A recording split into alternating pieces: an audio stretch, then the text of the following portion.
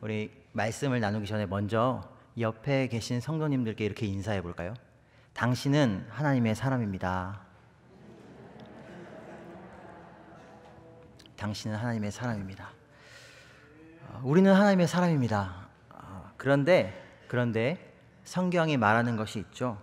우리가 하나님의 사람 된 것은 우리의 잘잘못이나 행위나 우리가 가진 어떠한 것으로 인함이 아니라 오직 하나님의 뜻과 은혜로 된 것이다 라고 성경이 거듭 이야기합니다. 몇 군데 성경을 찾아볼까요? 디모데후서 1장 9절입니다. 하나님이 우리를 구원하사 거룩하신 소명으로 부르심은 우리의 행위대로 하심이 아니요 오직 자기의 뜻과 영원 전부터 그리스도 예수 안에서 우리에게 주신 은혜대로 하심이라. 에베소서입니다. 2장 8절로 9절. 너희는 그 은혜에 의하여 믿음으로 말미암아 구원을 받았으니 이것은 너희에게서 난 것이 아니요 하나님의 선물이라. 행위에서 난 것이 아니니 이는 누구든지 자랑하지 못하게 함이라. 우리는 그의 만드신 바라 그리스도 예수 안에서 선한 일을 위하여 지으심을 받은 자니 이 일은 하나님이 전에 예비하사 우리로 그 가운데서 행하게 하려 하심이라. 한 구절 더 읽겠습니다. 베드로전서 2장 9절입니다. 그러나 너희는 택하신 족속이요 왕같은 제사장들이요 거룩한 나라요 그의 소유가 된 백성이니 이는 너희를 어두운 데서 불러내어 그의 기이한 빛에 들어가게 하신 이의 아름다운 덕을 선포하게 하려 하심이라. 아멘. 그렇습니다. 우리는 하나님의 사람인데 하나님의 사람인 우리가 두 가지 기억해야 할 것이 있죠. 이 말씀들에 따르면 우리를 향한 하나님의 은혜가 있다라는 것과 우리를 향한 하나님의 뜻이 있다라는 것입니다. 은혜가 있고 뜻이 있습니다. 은혜 받았기에 은혜를 베푸신 하나님의 뜻대로 우리는 살아갑니다. 그것이 하나님의 사람이고 성도인 줄로 믿습니다. 오늘 이 시간 하나님의 말씀을 통해서 우리를 부르신 하나님의 은혜를 다시 한번 확신하시고 감사하고 또 그분의 뜻대로 살아가기를 결단하는 우리 모두가 되기를 소망합니다. 오늘 우리가 읽은 디모데전서 6장 11절로 16절은 사도 바울이 그의 제자이자 사랑하는 믿음의 아들이었던 디모데에게 보낸 목회 서신의 일부입니다. 비교적 젊은 나이였던 디모데를 사랑하는 에베소 교회의 지도자로 세운 사도 바울은 그를 위해 편지를 써 보냈습니다. 에베소 교회에 어떤 문제가 있는가? 어떻게 이 문제를 다루고 해결해야 하는가? 하나님의 교회에서 젊은 디모데가 어떻게 말하고 어떻게 행하고 어떻게 지도해야 하는가에 대한 구체적인 사역 지침이 바로 디모데 전후서라고 할 수 있습니다. 편지는 교회다운 교회, 거룩하신 하나님의 교회를 이루기 위한 사도 바울의 뜨거운 열정과 사랑하는 디모데를 향한 애정어린 격려로 가득 차 있습니다. 에베소 교회는 사도 바울이 약 2년간 직접 섬기며 가르쳤음에도 불구하고 사도 바울이 떠난 후에 거짓 교사들, 특히 헬라 철학과 율법주의를 뒤섞은 이상한 가르침을 가지고 온 거짓 교사들에 의해 위협을 당하고 있었습니다. 그리고 그 거짓 가르침에 따라 도덕적으로도 타락하고 있는 그런 위기 상황에 있었습니다. 그런데 이 교회를 바로 세워야 할 임무를 부여받은 디모데는 아직 30대 초반 굉장히 어린 사역자였고 젊은 사역자였고 성격도 카리스마 있거나 힘이 넘치는 그런 사람이 아니라 유순하고 유약하고 조용한 성격이었던 것 같습니다. 또 그로 인해 위장이 약했던 것 같아요. 병도 가지고 있는 사람이었습니다.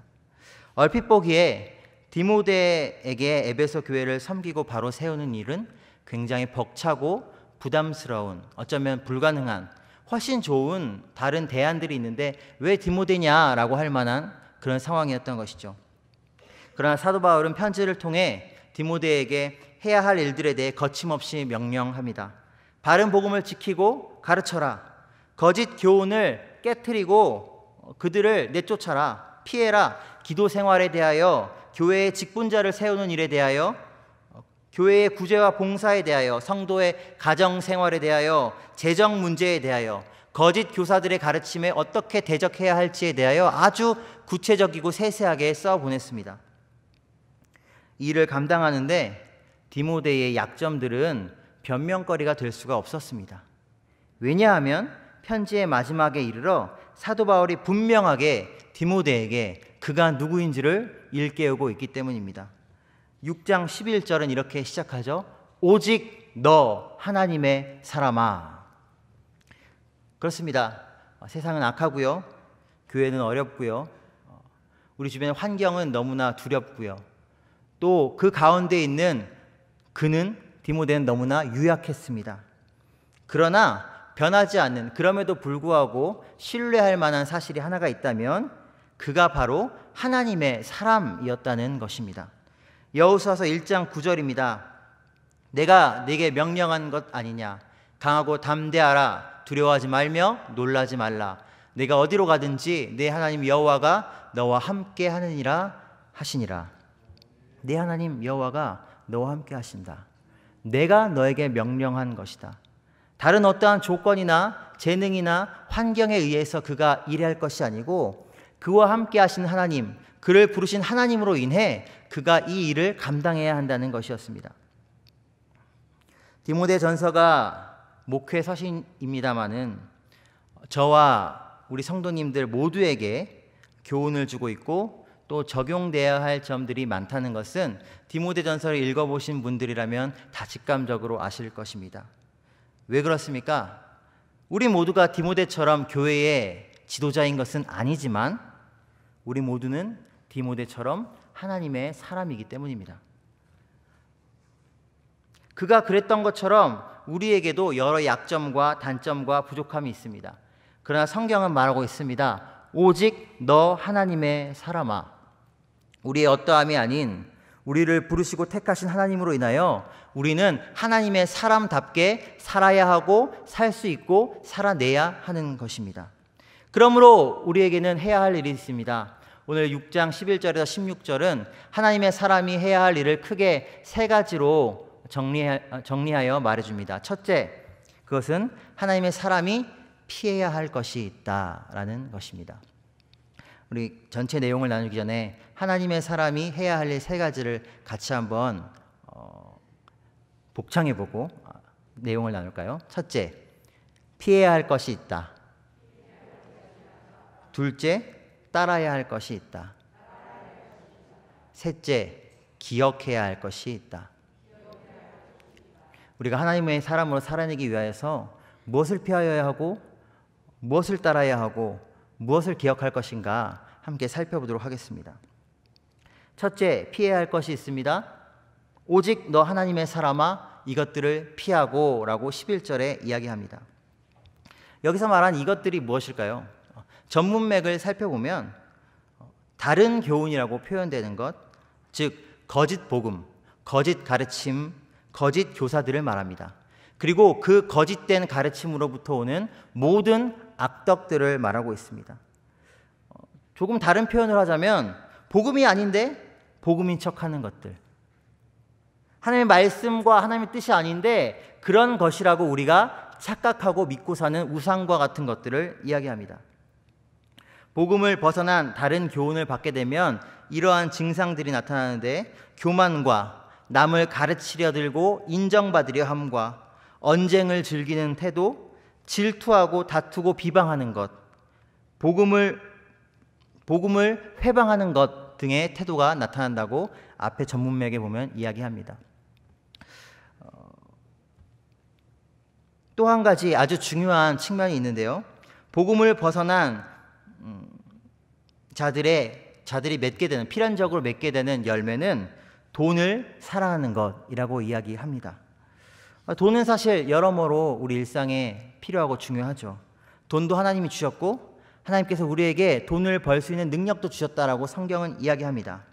그러나 재물을 주시는 하나님을 사랑하고 의지하고 자족하지 못하고 그 재물 자체를 사랑하게 되면 17절에서 말하는 대로 이것은 우리의 마음을 높아지게 하고 교만하게 하고 하나님과 멀어지게 하는데 1등 공신이 됩니다.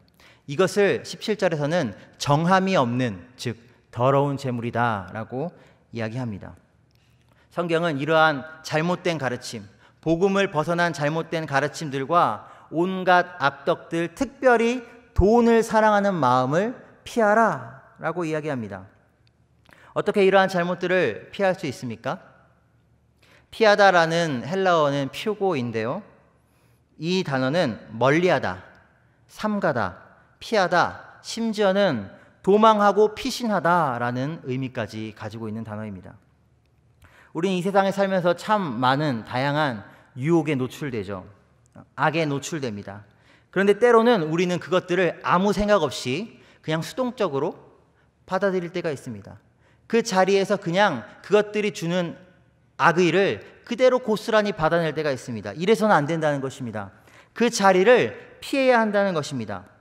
우리의 심령을 상하게 하고 우리의 영혼에 스며들어 우리를 더럽히는 어떤 악한 것들이 있는데, 악한 영향력이 있는데, 이것들을 적극적으로 피하지 않고 무방비하게 우리가 서 있을 때가 있습니다. 마치 길을 가다가 비가 내리는데 그 비를 피하지 않고 그냥 아무 생각 없이 걸어가다가 감기에 걸리는 것과 같은 이치라고 할 수 있습니다. 혹시 펀치 드렁크 증후군이라는 말을 들어보셨나요? 주로 격렬하게 치고받는 복싱 선수들에게 많이 나타나는 질병인데요. 여러 번 반복되는 경기에서 머리, 얼굴에 반복적으로 데미지가 축적됩니다. 그 충격이 사라지지 않고 체내에 쌓여서 이 머리에 뇌 손상을 일으키는 그런 질병입니다. 저 유명한 무하마드 알리, 거의 30년을 파킨스 병을 앓다가 사망했죠. 아마 이 파킨스 병도 이 펀치 드렁크 증후군, 복싱하다가 많이 맞은 그 경험 때문일 것이다 라고 많은 사람들이 이야기합니다. 복서는 링에 올라서 싸우는 존재입니다. 그런데 그가 펀치 드렁크 증후군을 피하기 위해서 어떻게 할 수 있을까요? 첫째는 링에 올라가지 않으면 됩니다. 싸움을 포기하면 됩니다. 그러나 정말 싸워서 승리하고자 한다면 잘 피하고 잘 때려야 하는 것이죠. 잘 피하고 잘 때려야 합니다. 동일합니다. 우리는 성도입니다. 그럼 성도인 우리가 이 악한 세상에서 어떻게 하나님의 사람으로서 악한 영향력에 물들지 않고 살아낼 수 있을까요? 혹시 링에 오르지 않고 하나님의 사람으로서 살아내기를 포기하시겠습니까? 그럴 수 없죠. 복싱 경기라면 혹시 그럴 수 있겠지만 신앙의 문제에서 우리는 그럴 수 없습니다. 신앙은 생명의 문제이기 때문에 그렇습니다. 그렇다면 답은 하나죠. 우리를 향한 그 악한 것들, 악한 세력의 시도들을 잘 피해야겠죠.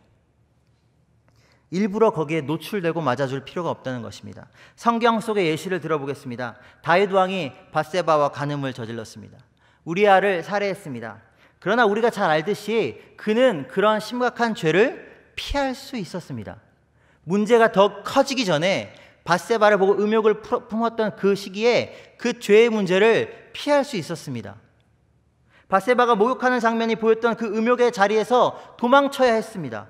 그리고 안락하고 풍요로워서 그의 마음을 나태하게 만들고 교만하게 만들고 하나님을 잊어버리게 만들었던 그 왕궁을 떠나 아직 다 정리되지 않은 하나님의 대적들과 싸우는 그 전쟁터에 나가서 자기 부하들과 함께 피 흘려 싸워야만 했습니다. 그는 죄의 문제를 피할 수 있었으나 피하지 않았습니다.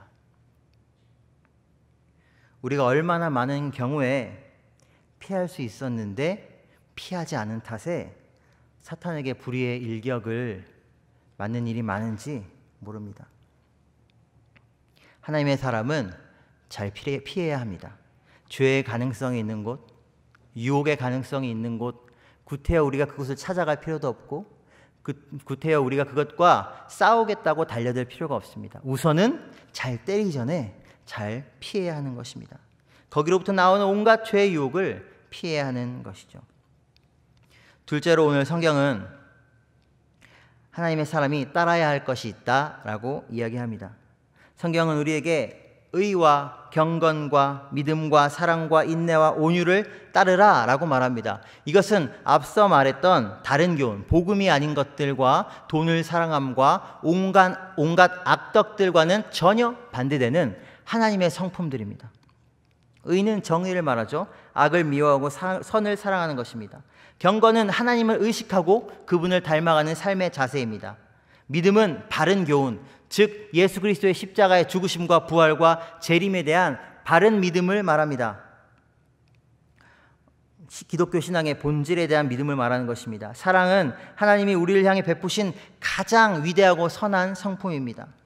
인내는 우리가 앞서 이 모든 것을 추구할 때에 흔들리지 않고 이것들을 붙잡는 믿음의 태도이며, 온유는 하나님의 사람이기에, 하나님의 백성이기에 가질 수 있는 여유로움, 관대함을 뜻합니다. 시간 관계상 이 성품들을 자세히 다룰 수는 없지만 핵심은 피해야 할 악덕이 있는 반면에 추구해야 할 선한 것이 있다라는 것입니다. 기독교 신앙은 그저 자아를 버리고 비워내고 가볍게 하는 것으로 끝나지 않습니다. 다른 종교들은 자아를 버려라, 욕심을 버려라, 마음을 비워라 라고 얘기합니다. 그러나 기독교는 그렇게 말하지 않습니다. 너의 죄를 씻어라, 너의 자아를 버려라, 너의 욕심을 버려라, 내려놓아라, 그리고 거기에 하나님의 성품을 채워라 라고 말합니다. 하나님의 말씀을 채워라, 예수 그리스도의 성품을 채우고 성령의 감동을 채워라, 끊임없이 그렇게 해라 라고 요청하는 것입니다. 우리에게, 은혜 받은 우리에게 아주 위험한 유혹이 있습니다. 그것은 바로 이 정도면 됐지 하고 멈추려는 태도입니다. 우리를 향한 하나님의 뜻을 알아가고 순종하기를, 날마다 그분을 더 사랑하기를, 배워가기를 이만하면 됐지 하려는 유혹이 날마다 우리를 향해 있습니다. 성화되어 가기를 멈추는 것이죠. 겉으로 보기에는 크게 문제가 없을 수도 있습니다. 그러나 그것 아십니까? 이미 그것만으로, 이만하면 됐지 하고 멈춰서는 것만으로 그는 하나님께 불순종하는 죄를 범하고 있다는 사실입니다. 에베소서 4장 13절 말씀입니다. 우리가 다 하나님의 아들을 믿는 것과 아는 일에 하나가 되어 온전한 사람을 이루고 그리스도의 장성한 분량이 충만한 데까지 이르리니. 하나님은 우리를 구원하신 것으로 만족하지 않으십니다. 우리가 자기 아들 예수 그리스도의 성품, 그 장성한 분량에 이르기까지 성숙해가고 성장해가고 삶 가운데 예수 그리스도의 영광을 드러내도록 날마다 성장하고 성숙해가기를 바라시는데, 우리 안에는 그것을 싫어하는 마음이 있다는 것입니다. 안주하고 싶은 마음이 있다는 것입니다. 그것이 전쟁터에 나가지 않고 왕궁에 있다가 죄에 빠지게 된 다윗의 마음과 같은 마음일 것입니다. 예수님이 하신 더러운 귀신의 비유를 기억하십니까? 마태복음 12장 43절로 45절입니다. 더러운 귀신이 사람에게서 나갔을 때에 물 없는 곳으로 다니며 쉬기를 구하되 쉴 곳을 얻지 못하고 이에 이르되 내가 나온 내 집으로 돌아가리라 하고 와 보니 그 집이 비고 청소되고 수리되었거늘 이에 가서 저보다 더 악한 귀신 7을 데리고 돌아가서 거기 거하니 그 사람의 나중 형편이 전보다 더욱 심하게 되느니라. 이 악한 세대가 또한 이렇게 되리라. 더러운 귀신이 한 사람에게서 쫓겨났습니다. 갈 곳이 없어 떠돌다가 이전에 쫓겨난 그 사람에게로 돌아갔습니다. 이 사람의 내면이 아주 깨끗하게 정리정돈되어 있고 수리되어 있습니다. 그래서 어떻게 했습니까? 어떻게 했을까요? 자기보다 더 악한 귀신 7을 데리고 가서 그 사람을 이전보다 더 망쳐 놓았습니다. 무엇이 문제였습니까? 깨끗하게 된 것, 귀신이 쫓겨난 것, 수리된 것 다 좋은데 그 집에 새로운 주인이 없었다는 것입니다. 귀신이 쫓겨났으면, 악한 것을 비워놨으면 이제 어떻게 해야 합니까? 이제 예수 그리스도께서 그 집에 새로운 왕이 되셔야 했습니다. 새로운 주인이 되셔야 했습니다. 예수 그리스도를 그의 삶의 주인으로 모시고 그분으로 충만해야 했는데 그 마음의 집이 비어 있었다. 왜? 예수 그리스도를 삶의 주인으로 모시고 계속해서 선한 것들을, 그리스도를 닮아가기를, 그를 향한 하나님의 뜻을 추구해 나가기를 포기했기 때문에.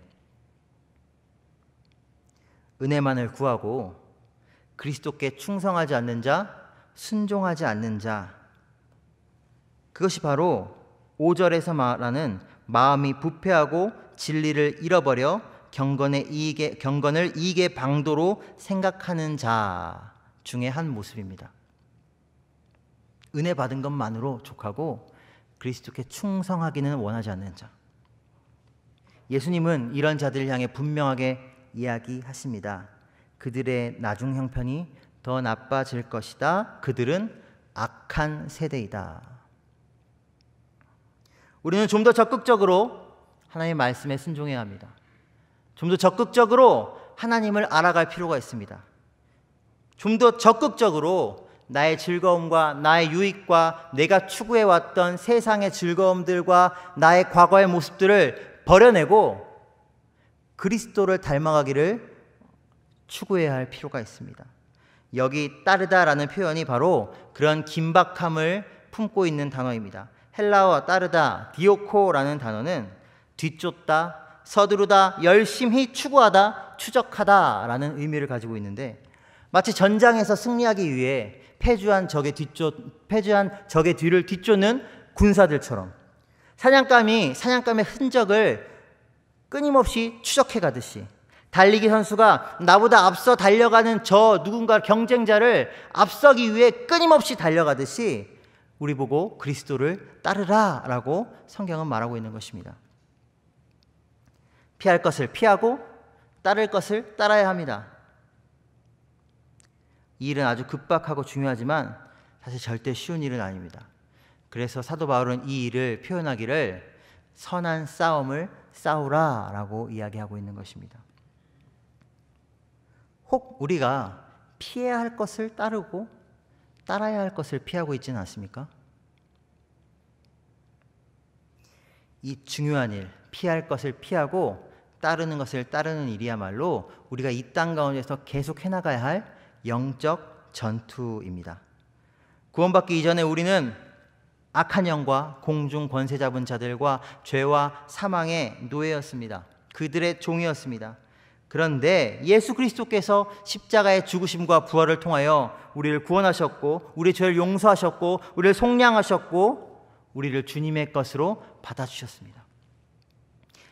죄와 사망의 나라에서 의와 거룩과 생명과 영원의 나라로 우리를 옮겨주셨습니다. 우리가 하나님 나라의 백성이 되었습니다. 전쟁은 그리스도께서 이미 승리하셨습니다. 그러나 이제 우리는 전쟁이 완전히 마무리되기까지 남아있는 전투들을 하나님의 편에 서서 싸워야 하는 것입니다. 이 전투는 그리스도를 닮아가고 그분의 복된 소식을 나의 말과 삶으로 나의 이웃들에게 전하고 그래야 해서 한 명이라도 더 많은 하나님의 백성들을 이 땅 가운데 일으켜서 하나님을 찬양하는 소리가 더 많아지도록 하는 그러한 전투입니다. 나의 삶 속에 예수 그리스도를 드러내는 그러한 전투입니다. 그렇기 때문에 우리의 삶의 본질은 웰빙이 아닙니다. 좋은 직장, 좋은 집, 좋은 차, 돈, 부동산, 명예, 명품, 사람들의 칭찬과 인정을 받는 것, 자식을 좋은 대학 보내는 거 본질이 아닙니다.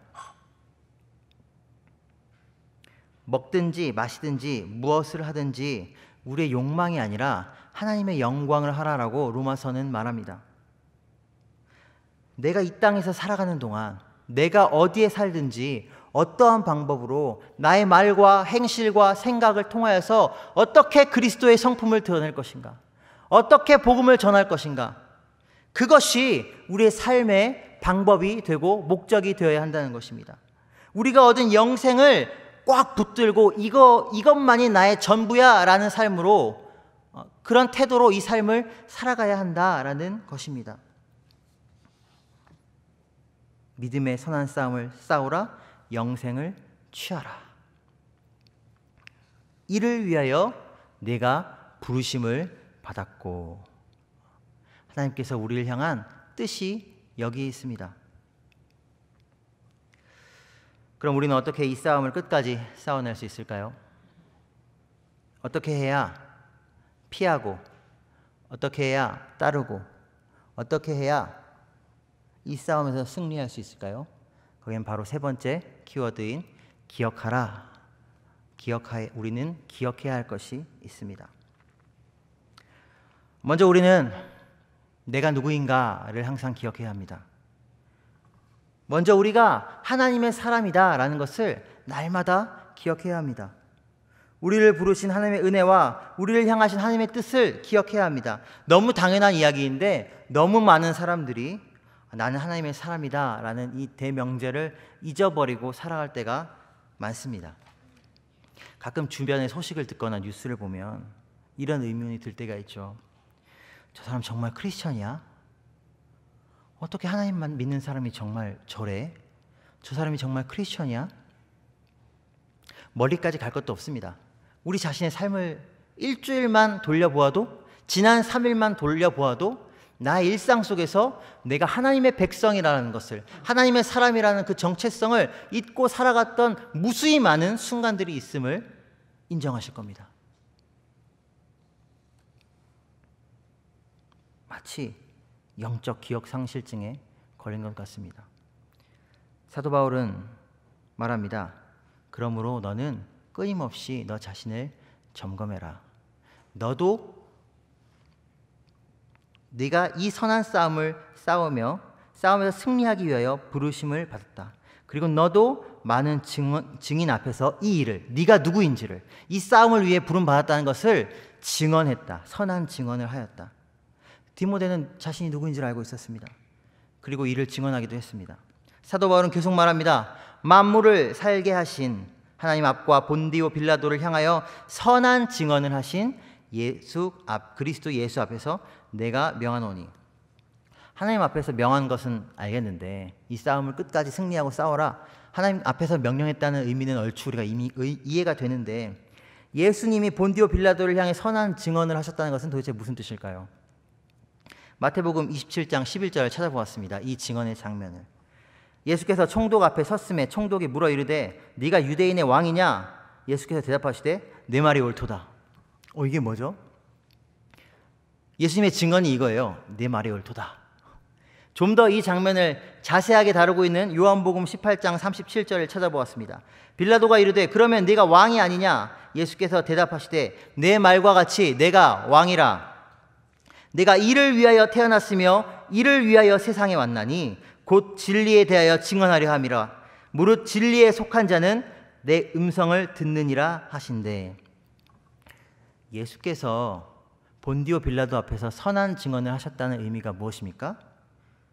예수님은 십자가의 죽으심을 앞둔 그 순간에도 재판의 자리에서도 자신이 누구인지를 잊지 않았다라는 것입니다. 내가 누구인지를, 내가 왜 이 세상에 왔는지를, 내가 무엇을 위하여, 나의 사명이 무엇인지를, 내 목숨까지 바쳐서 이 땅 가운데 이루어야 할 사명이 무엇인지를 예수님은 잊지 않으셨습니다. 그리고 그것을 증언하셨습니다. 이것이 선한 증언이라는 것입니다. 그렇다면 우리는 어떻게 해야 합니까? 우리도 우리의 정체성, 하나님의 사람이라는 이 정체성을 늘 기억하고 증언하고 살고 또 죽어야 합니다. 그리스도께서 그렇게 하셨기 때문입니다. 이 선한 싸움을 마치는 그날까지 우리는 그렇게 해야 한다는 것이죠. 또 한 가지 우리가 기억해야 할 것이 있습니다. 어쩌면 앞서 다룬 모든 내용보다 가장 중요한 포인트일 수도 있고 앞선 모든 내용의 근거라고 해야 할까요? 우리는 기억해야 합니다. 우리 하나님, 우리 주 예수 그리스도가 누구이신지를 기억해야 합니다.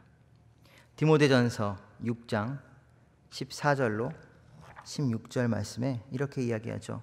우리 주 예수 그리스도께서 나타나실 때까지 흠도 없고 책망받을 것도 없이 이 명령을 지키라. 기약이 이르면 하나님이 그의 나타내심을 보이시리니 하나님은 복되시고 유일하신 주권자이시며 만왕의 왕이시며 만주의 주시오. 오직 그에게만 죽지 아니함이 있고 가까이 가지 못할 빛에 거하시고 어떤 사람도 보지 못하였고 볼 수 없는 이시니 그에게 존귀와 영원한 권능을 돌릴지어다. 아멘. 그분은 만물에게, 우리에게 생명을 주신 분이시고 다시 오셔서 만물을 심판하실 하나님이십니다. 그분의 위엄과 그분 안에 있는 생명과 그분만을 찬양할 수밖에 없는 그분의 존귀하심과 우리가 하나님을 안다면, 예수 그리스도를 기억한다면, 그분을 알면 알수록 어떻게 됩니까? 우리는 우리의 마지막을 기억하고 예수 그리스도의 재림을 기억하고 이 땅 가운데 나는 하나님의 사람이다 라는 정체성을 붙들고 살아갈 수밖에 없다라는 것입니다. 말씀을 정리하겠습니다. 우리는 하나님의 사람입니다. 누가 뭐래도 우리는 하나님의 사람입니다. 우리가 실패할 때도 있고 넘어질 때도 있고 유혹받을 때도 있고 그럼에도 불구하고 우리는 하나님의 사람입니다.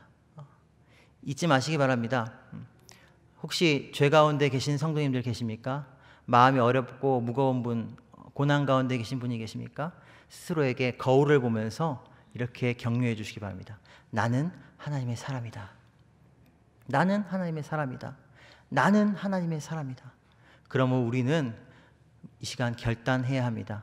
피할 것을 피하고 따를 것을 따르며 이 선한 싸움을 끝까지 하나님 앞에 우리가 설 때까지 다시 오실 나의 주 예수 그리스도를 위하여 흠도 없이 이겨내겠다고, 승리하겠다고, 주님께서 나에게 씌워주실 그 승리의 면류관을 감사히 받고 오히려 그분께 그 면류관을 올려드리겠다고, 그것으로 하나님을 찬양하고 경배하겠다고, 그 마지막 때를 기억하며 오늘 하루를 우리가 승리하기를 주님의 이름으로 간절히 소망합니다. 기도하겠습니다.